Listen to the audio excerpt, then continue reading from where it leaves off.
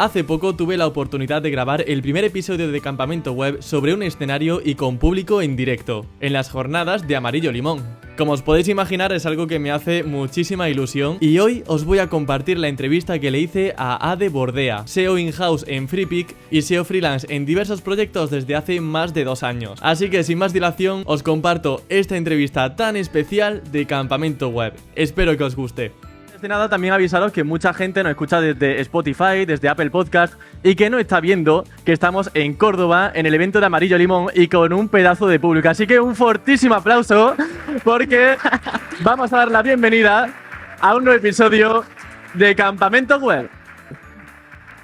Pues el primer tema que quería abordar tiene que ver justamente pues, con la inteligencia artificial, algo que nos ha acompañado mucho durante todo este evento y que está íntimamente relacionado también con Google. Al fin y al cabo, nosotros somos SEOs, nos desenvolvemos al final en el ámbito de Google y una cosa que está a la orden del día y que vemos con cierto miedo en ocasión, al menos en mi caso, es el posible Google SGE, que es como un chat GPT pero implementado dentro de Google. En definitiva, preguntarle una cosa a Google que él te dé una respuesta directa sin tener que pinchar en ningún resultado. Claro, yo me planteo esto y digo, ¿y la gente para qué va a tener que entrar en una página web? A ti este nuevo Google SGE, que no sabemos realmente si se va a lanzar públicamente, no tenemos fecha todavía, pero ¿te da cierto miedo que pueda llegar a lanzarse o qué opinión tienes sobre esto? Yo lo veo en parte como con un poquito de respeto, pero a la vez también lo veo como una oportunidad. Y luego, por otra parte, a día de hoy, por ejemplo, sabemos que Bing el año pasado había lanzado su versión como de ChatGPT dentro de su buscador. Y ahí, por ejemplo, sí que me daba un poquito más de miedo porque Google empezó a meterse mucha caña, a darse mucha prisa lanzando, ¿no? Porque al final en el sector tecnológico una de las cosas que priman es que tú seas el primero, el más rápido en lanzar un producto. Entonces, yo vi a Google con cierto miedo como producto, como empresa. Que le van a pillar. Efectivamente. Sí. ¿Qué pasa? De un año para otro hemos visto que Bing tampoco ha ganado muchísimo terreno con esta novedad que ha introducido en su buscador. Entonces creo que Google, como empresa, porque no se nos puede olvidar que Google no deja de ser una empresa y le quiere ofrecer lo mejor al usuario, creo que ha hecho un poco de parada. Sí, yo creo que también se ha puesto un poco más feliz al ver que solamente OpenAI, por ejemplo, en este caso Bing con Microsoft, ha conseguido solamente un 1% de cuota de mercado más que lo que tenía anteriormente. Ha visto que realmente, aunque integre muchas cosas sobre inteligencia artificial en el buscador, realmente hay una diferencia ínfima luego cuando vemos datos a nivel práctico de cómo ha afectado eso a nivel de cuota de mercado. Claro, efectivamente. Si tú ves que al final tu competidor lanza lo más novedoso en el mercado y tú sigues siendo líder, es que algo estás haciendo muy bien, es que eres Google. Y al final, por un momento, sí que yo notaba que tenían mucho miedo, porque tenían mucha prisa de lanzar un montón de novedades, un montón de productos nuevos, un montón de todo, hasta que se han dado cuenta que eso, que de repente pues la gente sigue yendo a Google, sigue buscando a Google y que Bing no ha ganado tampoco mucha cuota de mercado, pues voy a centrarme en hacer un producto, hablando de SG, que sea mejor para el cliente, que al final ellos también promueven mucho eso y qué mejor que predicar con el ejemplo. Entonces creo que se van a centrar mucho en hacer un producto mucho mejor, en desarrollarlo bien, en realmente darle un valor que ningún otro competidor a día de hoy esté dando para seguir resaltando dentro del mercado. En este sentido, digamos que hay una oportunidad, hablando de que también esto de Google SG obviamente puede mermar mucho el número de clics que recibe una página web porque de repente Google va a dar una respuesta directa que no va a requerir de que una persona entre en la página, pero sí que hay una oportunidad, me parece, ahora me gustaría saber también tu opinión, que son webs que requieren de una acción dentro de la web, ya sea un e-commerce, una web de descargas, una herramienta online, donde tú dentro de Google no puedes completar esa intención de búsqueda que tenía. Si yo, por ejemplo, necesito comprimir un archivo, hacer un dibujo o una herramienta online de algo, o entro en la página web, o no voy a poder solventar ese problema que tenía. Justo. De hecho, creo que el problema más grande que vamos a tener en SEO es esa primera capa del funnel de conversión, que son las keywords informacionales, a fin de cuentas, ¿no? Las keywords informacionales es lo que a día de hoy, tanto ChatGPT como cualquier herramienta de conversación de IA, te puede devolver. Pero si tú trabajas keyword accionable, que creo que la estrategia cada vez va a ir dirigiéndose más en esa dirección, si tú empiezas a trabajar keywords que realmente necesitan que el usuario haga esa acción, keywords accionables, vamos a llamarlas, ¿no? Creo que todavía hay oportunidad para seguir posicionando. Y luego también Google SGE te pone como referente cuando te da la respuesta. Te pone información cogida de X páginas. Y de hecho, he visto varios tipos de resultados, en algunos eran 3 y no sé si en alguno he visto 5. Sí. Eso va cambiando, vamos. Claro, te sale la respuesta y como fuente no solamente aparece una web, sino un carrusel de varios resultados Efectivamente. donde puedes pinchar. Entonces, ¿ahí qué pasa? Barry Schwartz, que es un referente en SEO, hizo un análisis de esos referentes, o sea, de esos enlaces que cogen como referencia a Google para dar una respuesta y vio que no coincidían con el top 10. Entonces, ¿qué pasa aquí? Que por un lado perjudica al top 10 que hay ahora mismo establecido, pero por otro lado hay nuevas oportunidades para nuevas empresas. Claro, es decir, tú como aparecer como referencia dentro de una respuesta directa de Google SG no necesitas ser el primero en los resultados orgánicos que vemos actualmente. Puede que aparezcamos como fuente de una respuesta directa sin necesariamente ser la primera web posicionada en el resultado orgánico que vemos de manera común. Exactamente. Entonces ahí, tú lo has comentado antes, no vamos a trabajar lo que es el tráfico de forma directa, pero sí vamos a poder trabajar la marca. Y al final ahondaremos más un poco en esto, pero hay un nivel de conciencia que tú vas trabajando con tu marca. Entonces, pues ahí yo creo que hay un filón que se puede ir... Sí. Se le puede ir dando caña. Claro, de hecho el CTR es un factor de posicionamiento que ya está validado, verificado por Google por una patente que tuvo que lanzar por una crisis antimonopolio que tuvo en Estados Unidos y sabemos ya con certeza que Google analiza el scroll, dónde pinchamos, qué resultados vemos, si vemos una página web y luego volvemos de nuevo al resultado. Entonces eso, por ejemplo, ¿cómo se trabaja? Pues por ejemplo con el branding o ofreciendo un buen contenido, una buena experiencia de usuario, que una persona se satisfaga correctamente al entrar en una página web, que no necesite volver otra vez a la pantalla de búsqueda de Google. Y por otro lado, también que la persona prefiera pinchar en tu resultado, que eso al fin y al cabo se trabaja con el branding. Justo, de hecho hay un concepto que se llama brand bias, que lo que viene a decir básicamente es que el 70% de los usuarios acaban haciendo clic en algo que conocen de antes. Puede ser que te hayan conocido y hayan tenido ya una experiencia, entonces te prefieran a ti y ahí los estás fidelizando, sí. O puede ser que simplemente te hayan visto en tantas ocasiones, porque al final el impactar con marca es un trabajo muy a la larga. Tienes que estar muy... dale que te pego, ¿no? Y al final, tú cuando buscas una información te fías de lo que has visto antes. Es natural dentro de nuestro cerebro. Ajá. También en cuanto a la relación de la inteligencia artificial con el SEO, ya abriendo un poco más el espectro, ya no solamente hablando del futuro Google que podría aproximarse quizá en meses, años, porque antes de nada, ¿cuándo crees que esto podría llegar a lanzarse? ¿Te animarías a dar una fecha? Porque claro, todo el mundo cuando se presentó dice, wow, el mes que viene tenemos ya Google SG, un chat GPT dentro de Google, pero vemos que esto realmente no es palpable a día de hoy y han pasado muchos meses ya desde ese anuncio. Mira, yo no me atrevo a dar ninguna fecha porque cuando empezó la inteligencia artificial yo fui de las que dijo, esto no avanza en nada, vamos, esto... Te estás convirtiendo en cordobesa, esto no avanza. A los 2 meses ya teníamos 5 dedos en vez de 6, es que es impresionante los avances que se van haciendo.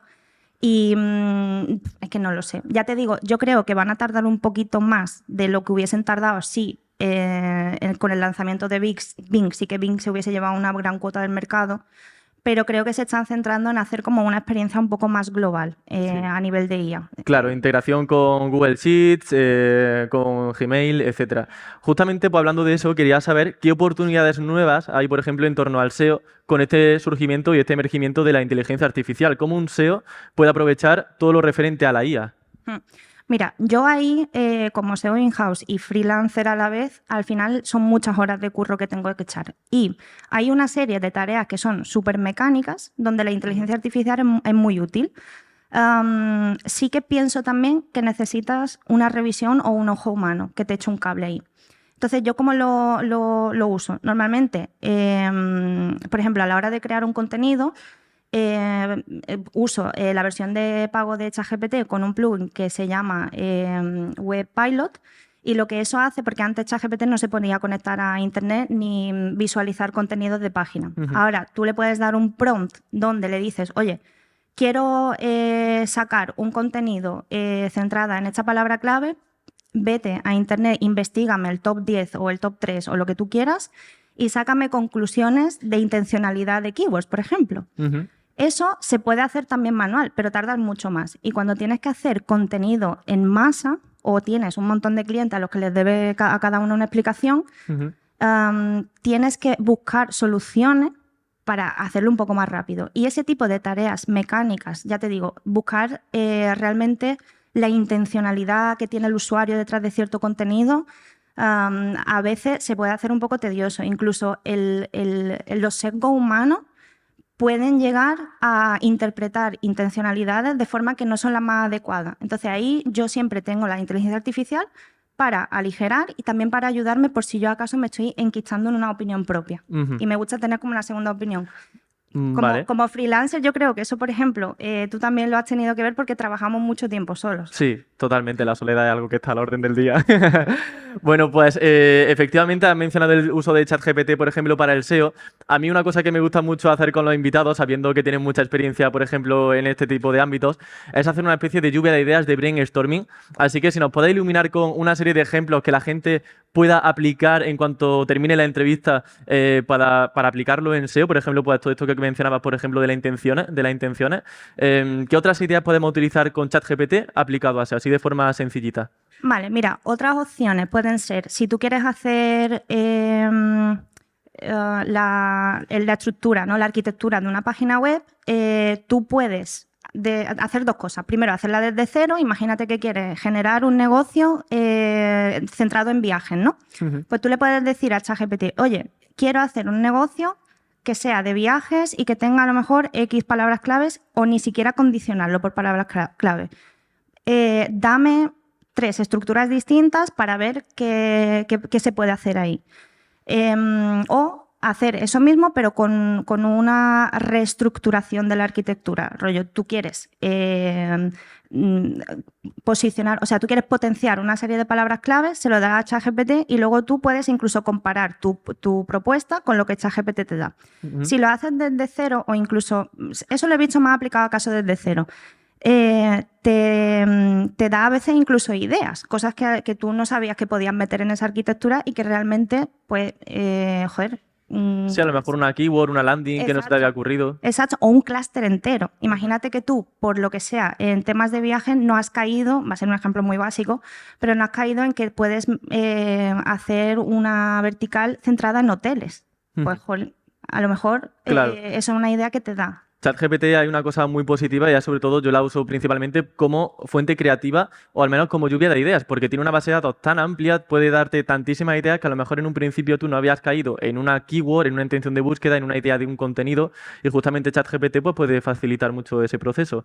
¿Tienes así alguna idea más aparte de la estructura? Estoy pensando también que el ejemplo que ponía antes, por ejemplo, de analizar la intencionalidad de las keywords, también se puede hacer sacando la estructura que tiene el top 3 o el top 10 de los competidores de una keyword en concreto y decirle a ChatGPT que te monte una estructura diferente directamente. ¿Eso cómo sería? ¿Eso se puede hacer con la versión gratuita? ¿Hace falta algún plugin? Es con la versión de pago con el plugin que te comentaba antes, con el Webpilot. Webpilot, efectivamente. O incluso si tú quieres generar algún contenido a través de vídeos, que eso yo creo que ya lo tienes más que controlado, hay un plugin que se llama VoxScript y básicamente lo que hace es que te saca por escrito todo lo que se dice en ese vídeo y encima puedes decirle luego, pues con este contenido mejórame con esta estructura nueva concreta, con estas keywords y al final te saca un contenido de cero genial. Claro, o que lo reescriba básicamente. Aquí pues tenéis una idea bastante chula para copiar vídeos, tener un contenido original en base a lo que suben los youtubers y que pues podéis indexar y posicionar. Muy bien,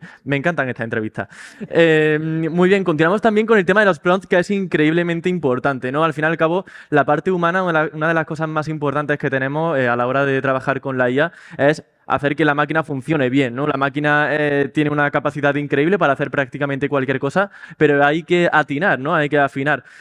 Como sé que has trabajado muchísimo con prompts, con ChatGPT, con muchísimos tipos de inteligencia artificial y modelos de lenguaje, quería preguntarte cuáles son esas directrices o de qué manera sería más efectivo darle un prompt, una indicación a ChatGPT para que realmente sea eficaz. Yo lo que más me ha funcionado es darle un rol Es decir, actúa como un experto en X campo, un experto SEO, un experto en copywriting, y luego también proporcionarle una entonación. Porque al final ChatGPT te va a escribir como sus referentes lo hagan, porque al final no deja de estar reescribiendo, o de una forma muy neutra. Entonces, si tú tienes una marca que, por ejemplo, es como más alegre o más seria, pues necesitarás indicarle eso a la máquina. Creo que también es súper interesante darle una estructura ya hecha, ya sea porque la has hecho con ChatGPT y la has depurado después, o porque directamente a ti se te ha ocurrido una estructura concreta para generar una landing, un post de blog o lo que sea. Sí que ahí me he dado cuenta que si tú le tiras la estructura entera y le pones y estas keywords en esta parte y estas keywords en esta otra parte, hay veces que falla y que sobre todo uno de los fallos más gordos es que reitera y dice lo mismo de 7 formas distintas. Entonces puedes ir heading por heading y de paso vas depurando también esa información que te da. ¿Y cómo la depuras? O sea, con la experiencia humana. Y ahí, por ejemplo, yo tengo... Claro, eso sería ya un trabajo manual. Entiendo. Exacto, un trabajo un poco más manual. Y yo, de hecho, por ejemplo, soy muy fan de sacar los artículos de esta manera. Y tengo una serie de colaboradores que son expertos en los temas de mis clientes, con los que siempre cuento para que le echen un vistazo final al artículo antes de posicionarlo. Porque yo creo muchísimo en la calidad del contenido. A pesar de que Google últimamente está posicionando cosas que, madre mía... Sí. Vamos, el claro ejemplo, ya lo mencionabas tú en un antiguo capítulo tuyo, y también leí por ahí la noticia que preguntaban que cuál es la mejor película de la historia y decían, según un usuario de Reddit anónimo, que era El Padrino. O sea, sí, claro, o sea, la fiabilidad es de menos 100. Vale, en cuanto... Has mencionado algo curioso también con respecto a Gemini, por ejemplo, Google Bard, que claro, al final son modelos de lenguaje que han ido emergiendo. Google Bard, de hecho, es ahora que se llama Gemini, es básicamente el ChatGPT de Google, por decirlo de algún modo, al fin y al cabo es eso. ¿Cuál dirías que es mejor para trabajar al fin y al cabo? ¿Te sabrías decantar si usar Gemini o ChatGPT? A ver, yo por ahora diría que ChatGPT, pero porque tampoco he usado Gemini muchísimo. Sí que he probado algunas de las acciones que os estaba comentando en Gemini y parece que da buenos resultados, pero todavía no tengo un background que tú digas, vale, he usado esto durante meses o para poder tener una opinión más formada. Por tanto, en una lucha entre Google y Microsoft, en este caso con Gemini. En este caso sí. Eso es, para ganar ChatGPT. Okay. Pero hablaremos en unos meses, ¿eh? Ya, dentro de unos mesecitos. Vale, estupendo. En el mundo del SEO, digamos que hay dos pilares muy diferenciados que realmente todo el mundo conoce y es nuestro día a día, que es el contenido y los enlaces. Así que durante esta entrevista también me gustaría saber pues, tu opinión y tus estrategias con respecto a este tipo de puntos. Empezando con el tema del contenido, yo sé que eres muy meticulosa con todo el texto que se te presenta y me encanta porque me gustaría saber cuáles son esos puntos clave que tú analizas para verificar que un contenido realmente es excelente y que lo tiene todo para poder posicionar correctamente en Google. Me encanta esta pregunta, muchísimas gracias por hacérmela. La meticulosidad también te digo que ha ido puliéndose con los años. Yo antes no era tan meticulosa, pero a base de ver lo que funcionaba y de pequeñas meteduras de pata, pues he ido siendo cada vez como más tiquismiqui con el contenido que se me presenta. Lo primero que yo miraría, sé que puede parecer un poco de manual, pero es que esa intencionalidad realmente se conteste y que no intentemos buscar un contenido, por ejemplo, una guía donde se contesten 70 preguntas distintas, sino ir como más al grano. Claro, creo que había una tendencia, esto al final ha ido evolucionando, pero antiguamente funcionaba muy bien hacer un mega artículo de a lo mejor 7000 palabras y ahí abarcabas una keyword, otra, abarcabas un montón, pero eso ¿qué hace? Que al final haces un contenido muy ambiguo y justamente creo que la idea actual es desambiguar el contenido, o sea, que realmente cada artículo tenga una intención de búsqueda concreta y no hablar de 40.000 keywords en un contenido, sino dedicarle a cada intención de búsqueda su espacio, su URL concreta. Efectivamente, y eso no significa que tú no puedas enlazar diversos contenidos en una macro guía, no sé qué, pero a nivel de SEO la puedes tratar con un no index si no te interesa por lo que sea indexar esa página. Pero yo iría mucho eso, a pregunta-solución, pregunta-solución. Luego, el contenido que sea forraje, que eso nos encantaba y hay mucho SEO al que todavía le encanta porque funcionaba muy bien. Es que en realidad todas las pequeñas con todos los pequeños errores que vamos haciendo es porque durante una época pues, ha ido funcionando. Ujú. El SEO lo que pasa es que va evolucionando de una forma tan rápida y más últimamente que tenemos que ir adaptándonos lo más rápido que podamos. Entonces, si tú, por ejemplo, quieres hablar de cómo combinar, yo qué sé, un vestido rojo, pues no me cuentes la historia del color rojo y del vestido y de no sé qué, porque probablemente te rebote como usuario, porque no me interesa eso, yo quiero que me contestes algo más concreto. Hay keywords que sí que se prestan a que te enrolles un poquito más, o hay partes del producto, como una landing, donde tienes que explicar mejor cómo funciona ese producto, que se prestan a que tú puedas enrollarte un poco más o a que metas, entre muchísimas comillas, un poco más de forraje. Pero si vas a hacer contenido de calidad, intenta contestar a una única pregunta o a un grupo de preguntas muy, muy cercanamente y semánticamente relacionadas entre ellas. Sí. Eso sería, por ejemplo, la segunda cosa que miro. Falta de ortografía. Encima, soy ex estudiante de traducción e interpretación y los idiomas a nosotros, pues tenemos fama de que somos muy cortantes y tajantes con el tema de falta de ortografía. Y luego, lectura más o menos fácil, un poco guidelines de Google, Sí. lo que te dicen. Y por último, una cosa que veo súper importante es que a veces se nos olvida que contenido no es solo texto. El contenido es todo lo que pueda contener esa página, ya sea un vídeo, una infografía, una imagen, una presentación, lo que sea. Todo eso se puede trabajar y unificar con lo que tú dices a nivel de texto. Incluso hay una cosa que a mí me gusta mucho que viene haciéndose en los últimos años, que es que tú puedes al principio del artículo darle al play y escuchar el artículo. Eso es una cosa a nivel de usabilidad y de experiencia de usuario que para mí es muy, muy buena. Porque si no tienes tiempo de ponerte a leer, pues te lo pones a modo un poco de podcast, ¿no? Ajá.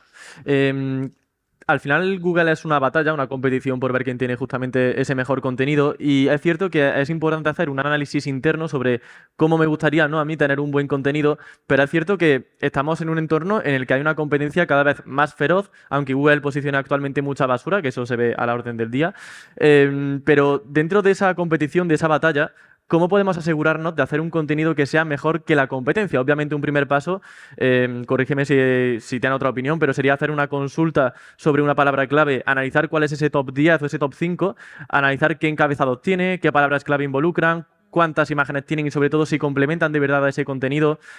Para hacer un contenido que sea mejor que la competencia, ¿qué estrategias podemos hacer para que realmente marque esa mejora? Por suerte no hay una varita mágica que te diga, oye, pues esto es lo que hay que hacer. Pues entonces no me sirve, ¿eh? Pero sí que tengo una serie de tips. El tip más básico, pero el que mejor funciona también, es de verdad mejorar lo que tenga la competencia. Porque hacer ese ejercicio de humildad, de, oye, ¿cómo puedo yo realmente mejorar esto? Y mi contenido realmente con lo que estoy lanzando mejora la intención de búsqueda que hay ahora mismo en las SERPs o da exactamente lo mismo. También te diría que depende mucho del sector. Y yo creo que una forma interesante de mejorar un contenido es mirar, por ejemplo, imagínate que tú vendes serrucho, la cosa más random del mundo. Y en tu sector, pues ahora mismo lo que están trabajando es SEO local y vídeos, tutoriales. Pues a lo mejor a ti te puede interesar meter un audio o te puede interesar meter una infografía de cómo se hacen X cosas o otro tipo de tutoriales que no sean vídeo. Yo creo que esa es una manera muy guay de mejorar el contenido que tienen los competidores, siempre y cuando eso se quede cerquita de la intención de búsqueda y cumplamos con esa intención de búsqueda. Si lo que ves es que está posicionando son puros vídeos, pues a lo mejor un artículo de blog no es la mejor opción. Claro. Aunque también te digo que han habido ocasiones en las que he visto cómo han cambiado las SERPs, porque se han metido players muy, muy grandes y de repente han cambiado las SERPs con su contenido. Y eso no sé qué pasó allí, pero me quedé flipa. Sí, bueno, al final Google también busca diversidad de resultados, así que en cualquier momento puede hacer que la intención de búsqueda cambie, que una de las cosas por las que muchas webs terminan cayendo cuando hay un core update, una nueva actualización importante de Google, es justamente porque lo que Google entendía que quería el usuario ya no es lo que entiende que quiere el usuario a día de hoy. Entonces, cuando hay ese tipo de revalorizaciones, digamos, revaloraciones sobre esas keywords, pues al final es lo que tú dices, va cambiando mucho los Claro, resultados. y ya que has sacado ese tema, una cosa que a la empresa que tienen mucho contenido detrás se les olvida lo de revisar lo que ya hay hecho para ver cómo se puede mejorar. Y ahí sí que hay que ser súper humilde, porque de primera es cierto que nos metemos y decimos, pues si esto está genial, que le tengo que mejorar. Sí. Y tienes que ir de forma muy rigurosa con una lupa, mirando qué realmente puedo mejorar con respecto a lo que ya hay. Eso muchas veces está bien o pedir una segunda opinión o verlo con retrospectiva, ¿no? Yo hay veces que monto webs más concretas, no tanto para portales grandes, sino más bien para AdSense, etcétera, y digo, ¡buah, qué buen contenido! Es increíble, y de repente lo veo la semana siguiente y digo, pues en verdad no lo tengo tan bien como pensaba, y la competencia pues tiene a lo mejor aquí más información en este punto, o tiene mayor imagen, o ha actualizado más ese contenido y tiene un dato que es más fiable de lo que yo estoy poniendo, así que un dato muy interesante este que comenta. Con respecto al tema, a la segunda pata del SEO, que sería ya el tema del inbuilding, de los enlaces, un tema un poco más pícaro, digamos, según cómo queramos verlo. ¿Compras enlaces? Pregunta directa. Vale, yo soy muy niña buena del Bueno, SEO. teniendo en cuenta que hay muchos proyectos, que no te, porque tiene que ser uno que conozca a la gente. Sí, sí, yo soy muy niña buena del SEO y soy muy fiel defensora de hacer un contenido que realmente sea bueno, que te pueda ayudar a conseguir esos enlaces, que trabajes campañas de PR y marketing, que eso es súper importante también, y que de alguna forma esa reputación te vaya viniendo, sobre todo si es una marca que a la larga quieres que funcione bien. Ahora, si es un proyecto que tú quieres empezar y probar, yo compraría. De hecho, ha habido algún cliente que le he dicho, oye, ¿por qué no probamos a ver ¿Ves? Al final, a decir que yo te conozco ya, si es que todo... Sí, pero ya te digo, es que yo soy contenido a Sí, sí. tope, entonces obviamente no voy a ir un poco en mi contra, ¿no? Pero es verdad que hay algunos proyectos, sobre todo cuando estás empezando, y yo tengo muchísima experiencia en proyectos de cero, que por mucho que tú tengas un contenido genial y te hayas currado todo muchísimo, tienes que darle un poco de vidilla. Sí, sobre todo porque va a facilitar el rastreo, la indexación, esa autoridad inicial, y va a hacer que ese contenido que es magnífico pues pueda crecer más fácilmente. En cuanto al link baiting, digamos que por una parte se podrían comprar enlaces, pero como bien dices, lo idóneo, lo que Google quiere, la parte bonita, sería que una página web te enlazara de forma genuina sin que hubiera una transacción económica de por medio, ningún acuerdo económico.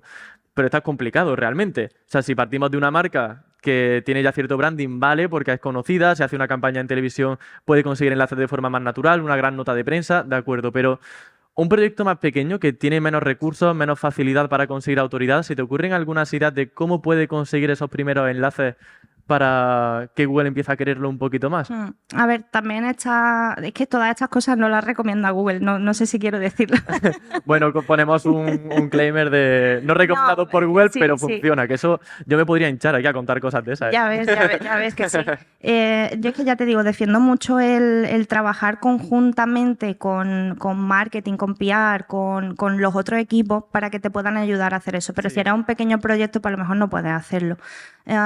Yo tuve un intento fallido de intentar hacer link building de esa forma, como más fuera de out of the box, ¿no? Y que no termina de incumplir lo que Google nos recomienda, que fue haciendo un sorteo donde te tenían que linkar la página en o redes sociales, que es donde mejor ha funcionado, o en otras webs. ¿Qué pasa? Que a mí me falló porque no estudié bien a mi público. Entonces, tampoco te puedo decir, va a funcionar genial, porque ya te digo, a mí me falló. Vale. Pero si alguien quiere volver a probarlo y ver si realmente tiene sentido ese planteamiento, pues ¿por qué no? De acuerdo, bueno, un proyecto inicial quizás sería buena idea los enlaces primerizos que hay en redes sociales, en LinkedIn, en Twitter, todo eso puede empezar a favorecer esa primera etapa de rastreo, de indexación de Google. Por otro lado, hacer entrevistas, por ejemplo, yo cuando comencé con Campamento Web conseguí enlaces porque la gente a la que entrevistaba compartía las entrevistas en sus redes sociales y al final llegas a la comunidad de mucha otra gente, a una forma también interesante y además que aporta mucho en branding porque todo el mundo puede tener un blog, todo el mundo puede subir un artículo, pero tener un podcast, un canal de YouTube es algo que da ya cierta marca personal, que da una imagen distinta de, vale, no es un sitio que se haya creado del día a la mañana o solamente para vender enlaces, sino que realmente hay una marca detrás de esto que se preocupa y que hace un contenido que es único. Al fin y al cabo, en una entrevista surgen opiniones y estrategias que son únicas. Sí, se me ocurre también, por ejemplo, que tú puedes incluso posicionarte como un referente. Lo que pasa es que esto sirve para empresas que están empezando, pero toma un poco más de tiempo. Imagínate que tú eres una agencia SEO que quieres todos los años dar un super análisis de lo que haya pasado en los updates, ¿no? Pues eso, si lo vas haciendo año a año, al final la gente te acabará recomendando, o si das ese contenido de muchísima calidad en un estudio, en una guía, en un ebook, pues a lo mejor por ahí también puedes conseguir enlaces de mucha calidad. Y encima de tu sector, que es lo que más... Claro, enlaces temáticos que se imaginan. Al final, ser la fuente primaria de una noticia o de cualquier información es algo importantísimo. O sea, un estudio de caso, un caso de éxito, investigaciones, todo eso va a requerir que la gente, si quiere enlazar a esa información, te tenga que enlazar sí o sí. No es un refrito, no es algo que ha hecho ChatGPT con tu ayuda con un prompt, sino que algo que has hecho tú con un propio recurso tuyo. Por ejemplo, pues HotDown, por ejemplo, pues, seguramente ellos hagan mucho estudio de campo de información de primera mano, y obviamente eso es algo que lo hace único, que realmente o lo ves ahí o no lo vas a encontrar en ningún sitio. Así que en toda esta era de la inteligencia artificial, de usar ChatGPT para que cree contenido automático, esa fuente primaria tiene un valor importantísimo. Tanto la fuente primaria como una marca personal detrás que realmente valide y que dé cierta transparencia sobre lo que se está contando. Que esto va, de hecho, muy a colación al tema del branding, que como hemos dicho antes, de forma directa quizá no tiene un impacto en el SEO, pero de forma indirecta sí, y mucho además, porque ya simplemente el hecho de que la gente lea tu dominio en Google en el resultado y prefiera pinchar en tu sitio frente a la competencia, eso ya va a hacer que tu CTR, que tu porcentaje de clics sea mayor, y eso sí que va a tener un impacto positivo en rankings. Exactamente. Y yo, por ejemplo, soy muy, muy defensora también de trabajar una buena marca, ya sea, o sea, si es un proyecto que tú tienes en tus ratos libres y no lo quieres levantar más allá de eso, pues hacer con él lo que quieras, ¿no? Pero si a una empresa, aunque sea creada de cero o que esté más posicionada en el mercado y tú empieces a trabajarle el SEO, es súper importante que le des una buena reputación a la marca. Ajá. Y eso se trabaja, pues vuelvo un poco a lo mismo, me repito mucho, pero es verdad que yo soy me encanta trabajar con mi equipo de PR y de que mi equipo de PR se encargue de hacer noticiable cierto lanzamiento, por ejemplo, o que el equipo de marketing lance una campaña conjunta con SEO y potenciemos keywords que realmente tengan sentido, ¿no?, de cara al posicionamiento. Y con la marca, lo comentaba antes, tenemos el funnel de conversión, pues con el brand awareness lo que trabaja es precisamente esa primera parte del funnel de conversión, donde conviertes al usuario de alguien súper inconsciente de cara a tu marca a alguien que cada vez tiene más conciencia de lo que tú haces, de lo que tú vendes, de cómo eres de referente en el mundo, de qué tipo de valor le puedes acabar dando.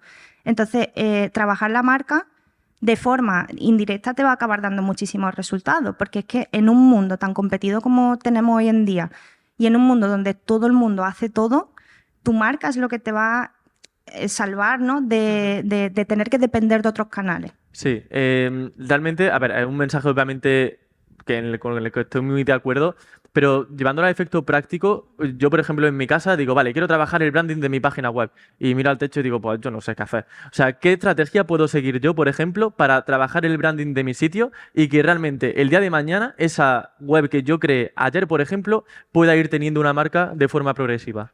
Bueno, pues tú lo decías, que si entrevistas a expertos en el campo, que si ofrecer guías, herramientas que te puedan ayudar a desempeñar tu trabajo, por ejemplo, SEMrush dentro del mundo SEO, ¿no?